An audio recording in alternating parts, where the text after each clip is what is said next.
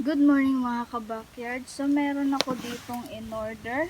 Ayan. In-order natin to sa Shopee. Ito ay automatic incubator.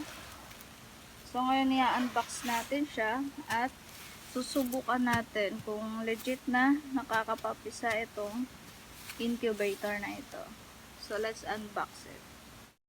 Sa RJP Backyard Farming. Oh, oh, oh, yeah. So ito yung laman niya. Meron siyang tatlong bottle. Para naman to sa lagayan ng tubig para sa humidity. At ito yung kanyang yan. So ito naman yung fan. Ayan, nandito rin yung kanyang heater. At ito i-connect. Ito naman yung i-connect dun sa ano. Pag ganyan siya. Yan. So ito yung ulo niya. Tapos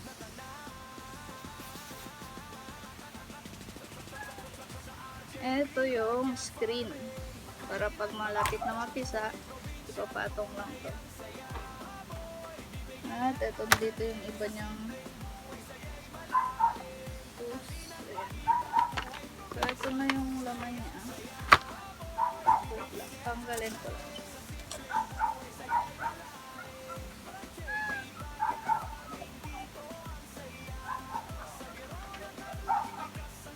So ito na.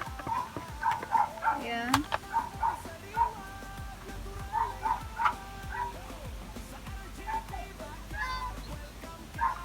Ito yung para sa bottle, yung lalagyan ng water. Para to sa humidity. So, i-assemble na natin. Wait lang. Baba ko lang. So, ito yung ano ba?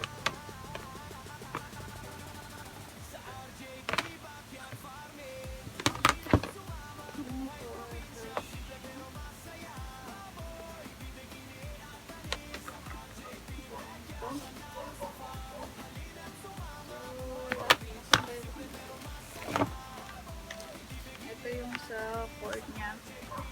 Pag gagamitin yung 12 volts. Ito yung kanyang charger. Pag nawala ng kuryente, so pwede natin siyang isaksak sa battery. So pwede siya sa 12 volts. Tapos ito na yung saksakan niya. Ito naman yung para sa bottle. Tapos may pang sprayer pa siya, oh. Para pag malapit na mapisa, i-sprayan natin yung egg. So kunin ko lang yung manual kasi hindi ko siya alam buuhin. Yan. So ito yung kanyang manual.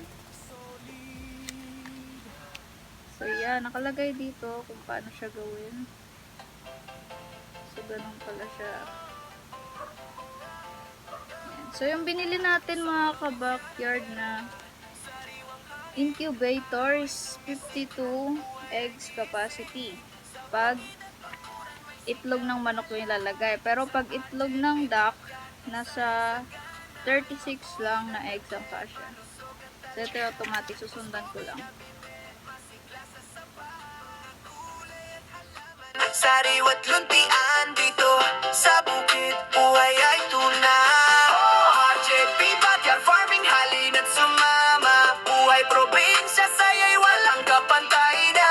Baboy, bibe, at halaman ay sagan. Sa geruna tarlag, tunay na saya. RJP Backyard Farming, simpleng pamumuhay. Sa sipag at tiyaga, pangarap ay tunay. Kung hanap mo ay natural at sariwa, dito sa RJP.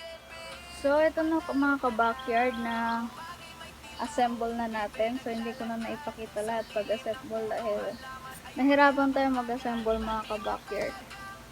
Pero ito, nakuha na natin siya.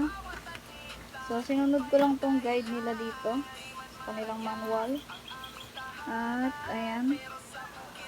So ang sabi dito ay wala na tayong gagalawin. So turn on ko na siya. Sinubukan na natin. Yan. Sinubukan ko na. So ganyan lang siya. Ito yung saksakan niya. Nakasaksak dun. Tapos dito naman yung lagayan ng tubig para sa humidity. Tapos di patong lang pala siya mga ka-backyard. So iaangat lang natin siyang ganyan. So gumagana naman yung fan.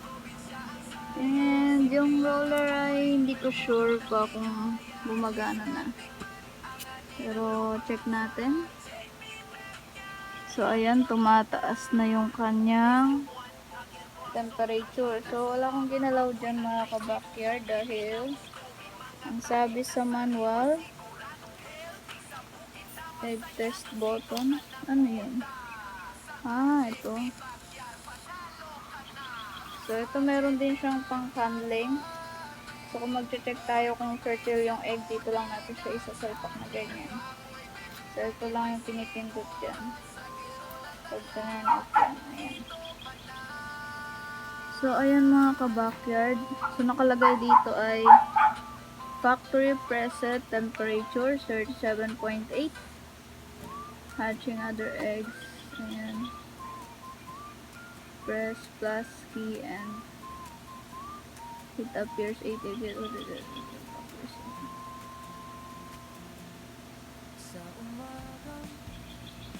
So, ayan ang mga ka-backyard. Ayan. Try natin lagyan ng egg kung gumagana yung kanyang egg turner. So, ano tong set?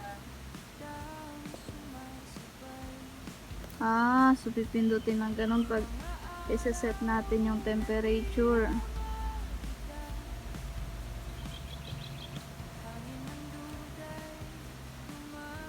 So, kuha lang tayo ng itlog dito mga ka-backyard sa ating DIY incubator. So, gusto kong ma-check kung gumagana yung kanyang roller. Yung mga egg dito. So, yung egg dito sa ating DIY. So, itong DIY natin mga ka-backyard na incubator. So, hindi na natin magagamit yan. Ay magagamit pa rin natin siya for hatching na lang. Pag mag-hatch na, ililipat na natin dito. So, ayan na siya. Lagyan ko lang ng egg sa loob. Okay. Let's check kung ano. Ipot ba siya. So, ayan siya. Hindi patong lang tong itong incubator na to. Madali lang siya mga ka-backyard gamitin. So ayan, nag 37.4, 37.9. So ayan na siya. Pag nawala ng kuryente mga ka-backyard, ito yung saksakan ng pang 12 volts nya. So pwede saksak sa battery. Ayan. At ayun na, nag 38 na siya.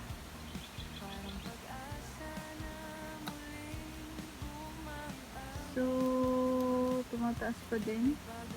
Ayan, bumaba na ulit.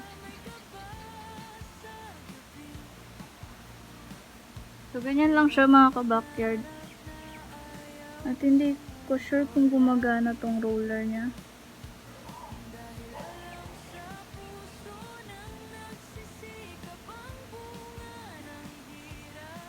Check ko muna mga ka-backyard. So, ito na mga ka-backyard. All setup na to. So, ang gagawin na lang natin is ayan, bale, ililipat na lang natin yung mga egg ngayon dyan. At yung egg turner pala mga ka-backyard, itong roller niya. Every 2 hours pala yan siya, umiikot. So, ayan na, setup. At itong kanyang yan, yung hatching net screen. So, ilalagay natin yan pag malapit na tayo makapagpapisa. So, yun lang mga ka-backyard and thank you sa panonood. Don't forget to like and subscribe sa ating YouTube channel.